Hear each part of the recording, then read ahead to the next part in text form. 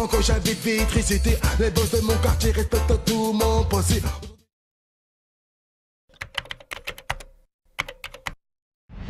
La première fois que j'ai rencontré Rude Lion, c'était avec Mélaz au Zénith.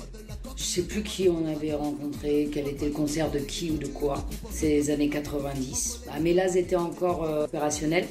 Donc voilà, habillé tout en blanc comme un lion au milieu de au milieu de ses brebis, de ses moutons. Ça, c'était pour la première rencontre. Bon, il était sympa, distant, mais moi aussi, donc tout va bien. Après, on s'est revus à plusieurs reprises. Il est venu régulièrement au Francofolie. Il déposait ses casques et allait faire autre chose pendant que les petits rappeurs et les petits publics des petits rappeurs s'amusaient à faire du rap et à foutre le bordel. Alors, c'est bon ou quoi, Kema? Ouais, le meilleur du meilleur. C'est moi.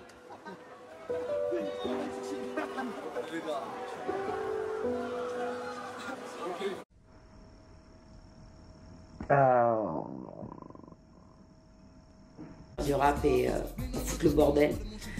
Lui était ailleurs en train de jouer au casino, ce que j'ai compris, ce que j'ai pu voir. Il y avait pas mal de chamailles aussi avec Monsieur M.I.O. Ils se bataillaient pour des canettes de bière. Et Sophie, pour ceux qui savent, se prenait la tête avec les deux et cachait les bières de chacun. En gros, que des gamins, quoi. Hein, des grands Kaira, des mecs énervés, mais en vrai, des grands gamins.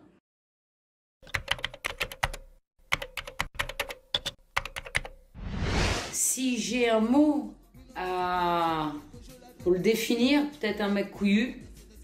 Dans les dernières années, il m'a dit « Tu les as bien tous maqués, hein ?» Je dis « Non, moi j'ai maqué personne. Mais jamais. J'ai jamais eu de souci avec qui que ce soit d'ailleurs. » Mais bon, quand t'as les durs de durs qui disent que t'as maqué tout le monde, faut le prendre plutôt bien, non? Et ce que j'aurais envie de lui dire aujourd'hui, s'il était encore là, c'est chaud, hein? T'as vu, tout ça pour ça. Ah, on fait quoi maintenant? On braque qui? Quel odolpe musical on fait? Car effectivement, il a mis une grosse empreinte musicale avec les Express et d'autres. C'était un homme très controversé et qui avait sa part d'ombre, et sa part de lumière comme beaucoup de nous, voilà, beaucoup d'entre nous.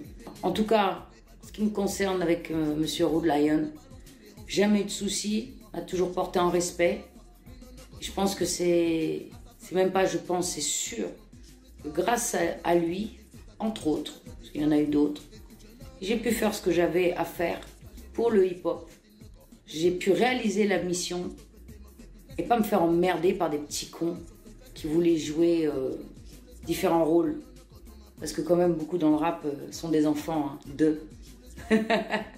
On se comprend. Important, très important. Et justement, belle transition, on va rester sur Vitry. Ouais. Et là, cette fois-ci, on va parler de Rude Lion. Parce que, clairement, c'est un personnage qui a beaucoup compté pour vous. Il vous a aussi aidé, il vous a supervisé même. Ouais. Donc déjà, quel genre de frère il était avec vous? Il était content de votre succès? Rude Lion, très content honnêtement. En fait, Rude Lion, paix à son âme, c'était vraiment une légende.